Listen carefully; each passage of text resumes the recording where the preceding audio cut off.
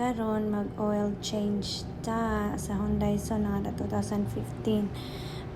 Gitanaw na ako ang fluid, so unya low man siya og washer fluid, so akong gi-adan og washer fluid. Mauna siya maghinlo sa imong windshield, so mauna siya ang washer fluid. So karon gi-check na ko ang coolant, so nanginahanglan siya og coolant.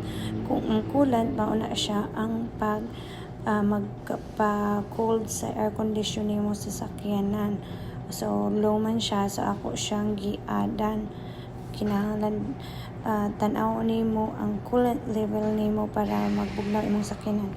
So karon tanggalo nato ang oil plug, kay mag oil change man tas i-drain nato ang oil na inilabay nga tao. Bitaw mechanic to namo. So mauna tanggalo nato ang oil plug, tanggalo nato ang oil filter. Kada mag change kag oil sa sakyanan diri sa among shop, bag-o ang oil filter. So ang filter na among gigamit gikan sa Napa, ang Napa ang among filter. So mo na siya tanggalo nimo, hugaw siya kaayo kay mag drain man. So karon man nag-drain ang atong oil, kinahanglan na nato ibutang og balik ang atong oil plug. Kinahanglan gina siya nga tight kay para dili mag-leak. Ibutang na po nato atong bag-o nga oil filter.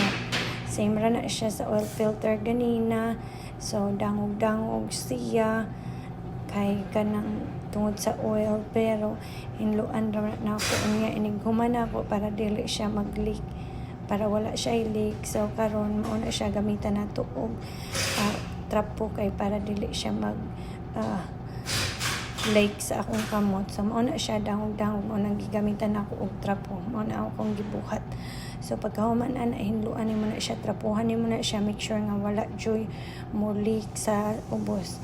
Karon ipaubos na nato ang sakyanan kay human naman nato na drain ang oil, naglisa na nato og brand new nga oil filter, tapos gitanggal na nato ang plug, na drain na pud ang oil jud kay sa plug. So gibalik nako ang plug, so mao na paubos na nato para butangan na nato og bag-o nga oil. Mao na siya ang oil. So karon butangan na nato og oil kay na drain naman ang old nga oil na butang na tanan. So ibutangan nato og oil na ami gina-count sa among pump kung pila ka quarts ang supposed to be sa kinahanglan sa sakyanan. So naga-count ko ana oil nagabutang kay kinahanglan i-make sure nga dili daghan kaayo nga oil ang imong mabutang, tapos dili pod kulang.